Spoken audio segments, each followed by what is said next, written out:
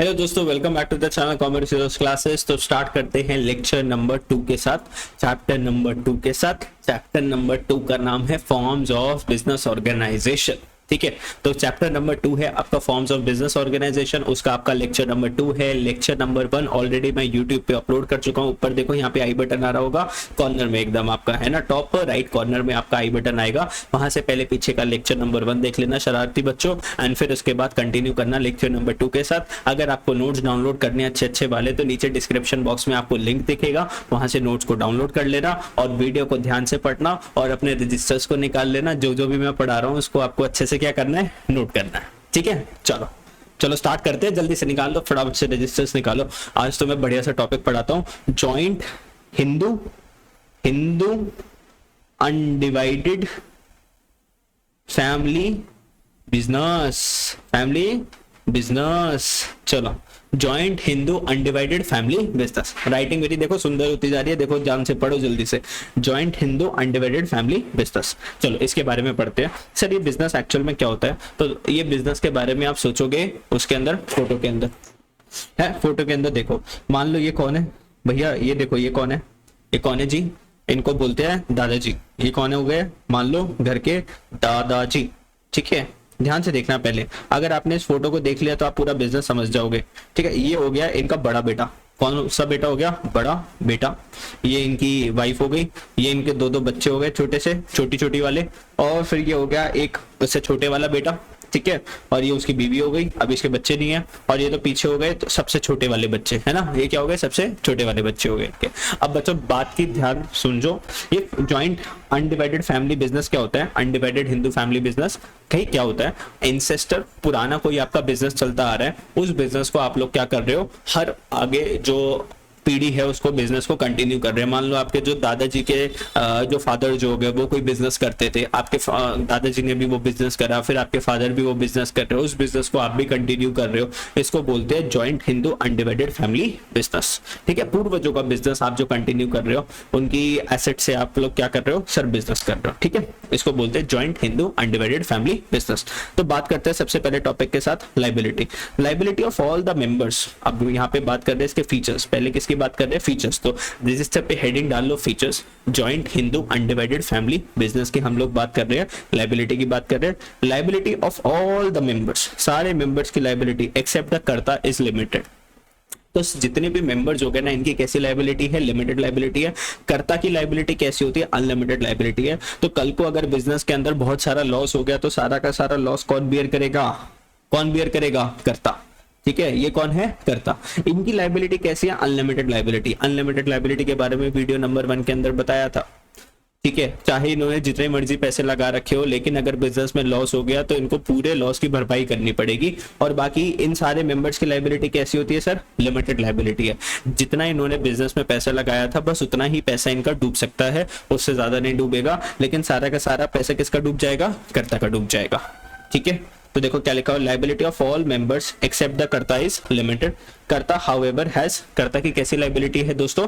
Unlimited liability है। कर्ता की liability unlimited, और कर्ता के अलावा जितने भी मेंबर्स हो गए उनकी लाइबिलिटी कैसी है? अनलिमिटेड लाइबिलिटी है। समझा ना? समझा? यस, चलो आगे चलते हैं। समझ गए सर, समझ गए। Control the control of the family business lies with the कर्ता।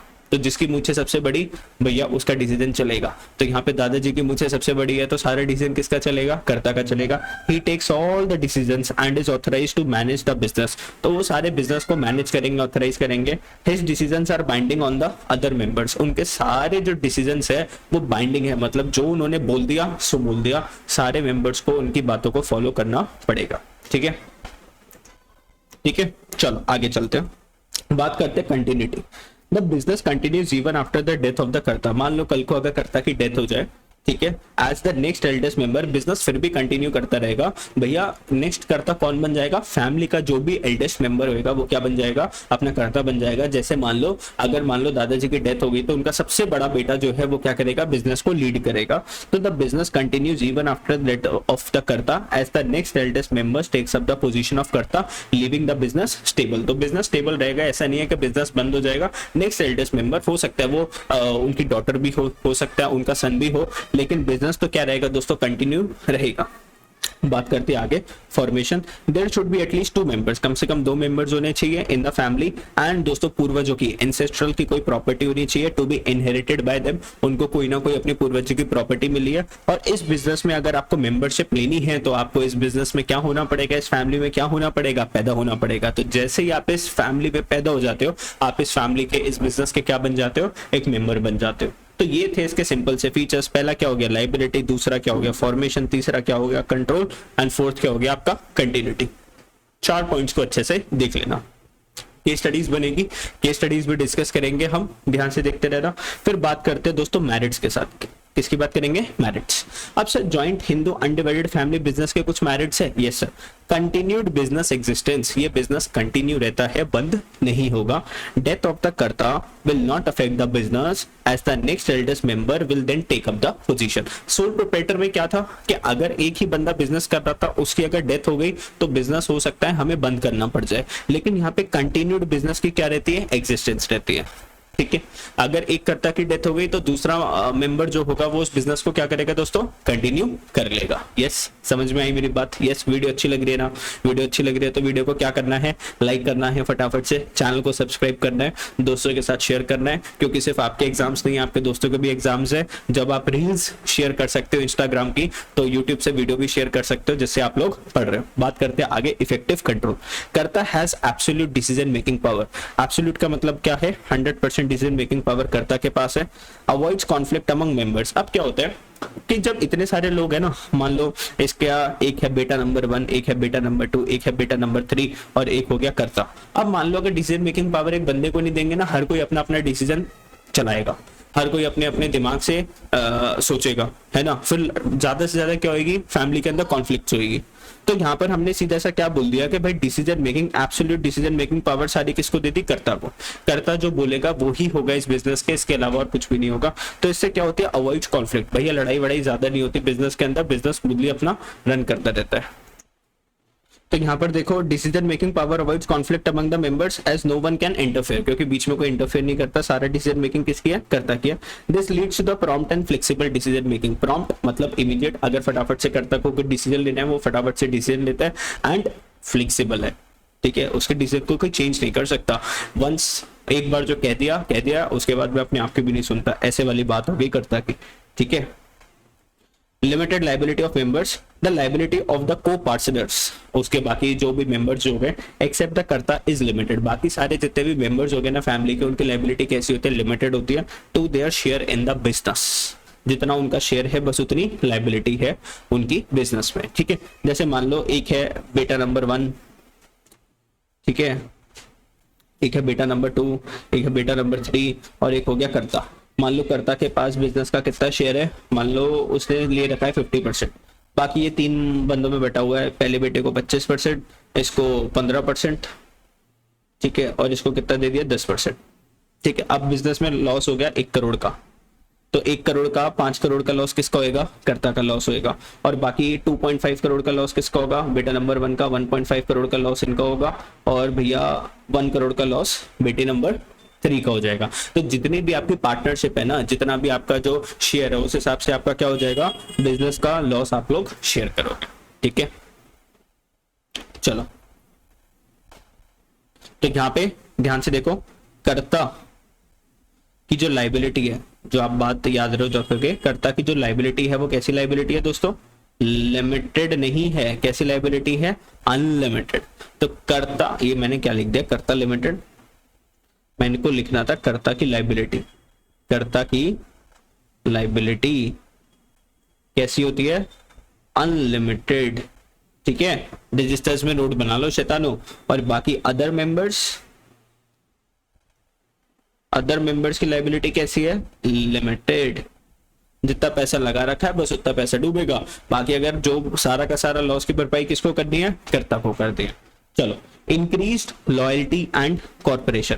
अब भैया हम मान सकते हैं कि सारे फैमिली मेंबर्स है तो लॉयल होंगे, किसी एक दूसरे को धोखा नहीं देंगे, ठीक है, ऐसा हम मानने की बात कर रहे हैं। हो सकता है फैमिली में भी धोखा दे देते हैं। तो यहाँ पर अगर हम बात करते हैं, देखो क्या लिखा हुआ है, देखो देखो देखो, increase loyalty and corporation since the business is run by the members of the family. भैया बिजनेस कौन रन कर रहा है? Members of the family. There is a greater sense of loyalty towards one another. कोई एक दूसरे को क्या नहीं करेगा सर? धोखा नहीं देगा। ठीक है, समझ में आ गया? Yes sir. तो ये सारे पॉइंट्स आपके क्या हो गए? डन हो गए। तो मैरिट्स के अंदर आप क्या क्या लिख सकते हो? सबसे पहला मैरिट क्या है? लिखो लिखो लिखो लिखो, रजिस्टर में लिखो, continued business existence, business continue रहेगा। सेकंड क्या हो जाएगा? इफेक्टिव कंट्रोल रहेगा। थर्ड क्या होगा? Increase loyalty and corporation. And fourth क्या हो जाएगा? Limited liability of the members, members की लिमिटेड लाइबिलिटी होगी। ठीक है, चलो बात करते हैं लास्ट इसके लिमिटेशंस के साथ। तो देखो जितने भी हम फॉर्म्स पढ़ेंगे ना, उसके हमें फीचर्स पढ़ना है, लिमिटेशंस पढ़ने हैं, मतलब मैरिट्स पढ़ने हैं और डिमेरिट्स पढ़ने हैं।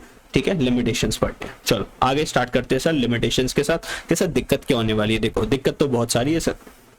अनलिमिटेड लाइबिलिटी ऑफ कर्ता, सबसे पहली दिक्कत भाई सारा का सारा बर्डन किसके ऊपर है? कर्ता के ऊपर है। तो his personal property can be used to repay business debts. उसकी पर्सनल प्रॉपर्टी से उसको सारे बिजनेस की लाइबिलिटीज को पे ऑफ करना पड़ेगा। मतलब कहने की बात क्या है, अगर बिजनेस में कुछ भी ऊपर नीचे होता है तो सारा का सारा लॉस किसका हो जाएगा सर? कर्ता का हो जाएगा। बात करते हैं limited resources. Problem of limited capital as it depends mainly on ancestral property. ये सारा बिजनेस किसके ऊपर डिपेंडेंट है? आपकी पूर्वजों की प्रॉपर्टी से। मान लो हो सकता है जैसे मान लो मुकेश अंबानी, तो धीरू भाई अंबानी तो बहुत सारी प्रॉपर्टी छोड़ के गए थे, तो उनका जॉइंट हिंदू फैमिली बिजनेस तो बहुत अच्छा चल रहा है।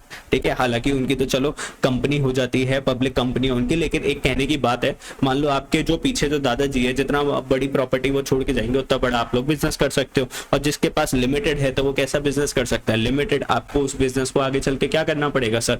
ग्रो करना पड़ेगा। तो problem of limited capital as it depends mainly on किसके ऊपर डिपेंडेंट करेगा? पूर्वजों की प्रॉपर्टी, एंसेस्ट्रल्स प्रॉपर्टी के ऊपर। This limits the scope for expansion of business. तो यहाँ पे आपका एक्सपेंशन का स्कोप भी क्या हो जाता है? कम हो जाता है, बिकॉज प्रॉपर्टी आपके पास क्या है सर? लिमिटेड है। फिर सर सारा का सारा चलता किसका है सर? कर्ता का चलता है। तो पूरा डोमिनेंस किसका रहता है? कर्ता का। This may cause conflict among them and may even lead to break down of the family unit. Sir सारा डोमिनेंस चलता है कर्ता का। मान लो कर्ता ने जो बोला तो बाकी सारे फैमिली मेंबर्स नो बोल रहे हैं, कर्ता किसी डिसीजन के बारे में यस बोल रहे हैं, बाकी सारे मेंबर्स क्या बोल रहे हैं? नो बोल रहे हैं। तो यहाँ से फैमिली में क्या हो सकती है सर? कॉन्फ्लिक्ट हो सकती है, लड़ाइयाँ हो सकती है। अब सर एक बात बताओ, आपको एक चीज गलत नहीं लगती? सर क्या बताओ? हमने बोला कि सारा डिसीजन मेकिंग पावर किसके पास है? कर्ता की। सर हो सकता है ना कर्ता हर एक स्किल के अंदर अच्छा ना हो सकता है कर्ता के पास मार्केटिंग स्किल्स अच्छी ना हो सकता है वो सर बिजनेस के फाइनेंसिस पैसे वैसे को अच्छे से संभाल लेता हो, लेकिन उसको मार्केटिंग करती नहीं आती। लेकिन सर सारा का सारा डिसीजन तो कौन ले रहा है? कर्ता ले रहा है। तो यही बात बोल रखी है, लिमिटेड मैनेजरियल स्किल्स। कर्ता can not be expert in all the areas of management. भैया कर्ता हर एक डिसीजन बहुत अच्छे से नहीं ले सकता। बिजनेस सफर करेगा as the result of his unwise decision. अगर एक भी गलत डिसीजन लिया ना तो सारा का सारा बिजनेस क्या हो जाएगा सर? डूब जाएगा। His inability to decide effectively में रिजल्ट इनटू पुअर प्रॉफिट्स। तो अगर वो कुछ अच्छे से डिसाइड नहीं कर पाया तो बिजनेस क्या हो जाएगा सर? लॉस में चला जाएगा और even losses for the organisation. तो या तो प्रॉफिट्स कम हो जाएंगे या फिर पूरा का पूरा बिजनेस किस में चला जाएगा? लॉस में चला जाएगा। लेकिन बिजनेस को सर बहुत सारी प्रॉब्लम हो जाएगी अगर कर्ता ने एक भी गलत डिसीजन लिया तो बच्चों ये तो क्या खत्म हो गए? आपके लिमिटेशंस खत्म हो गए। सबसे पहले लिमिटेशंस क्या है? अनलिमिटेड लाइबिलिटी ऑफ कर्ता के सर जो भी हो जाए कर्ता को तो अनलिमिटेड लाइबिलिटी होगी, उसको सारा के सारा लॉस बियर करना पड़ेगा। दूसरा क्या है? Limited resources. तीसरा क्या है? डोमिनेंस ऑफ कर्ता। भैया चलता सारा किसका है? कर्ता का चलता है। फिर लिमिटेड मैनेजरियल स्किल्स। ठीक है, कर्ता के पास जितनी नॉलेज होगी वो उस हिसाब से तो डिसीजन ले पाएगा। हो सकता है वो सारे सेक्टर्स में अच्छे से डिसीजन नहीं ले पाए और उसके एक डिसीजन की वजह से सारे के सारे बिजनेस में क्या हो जाएगा? लॉस हो जाएगा। तो आगे ये बात समझ में।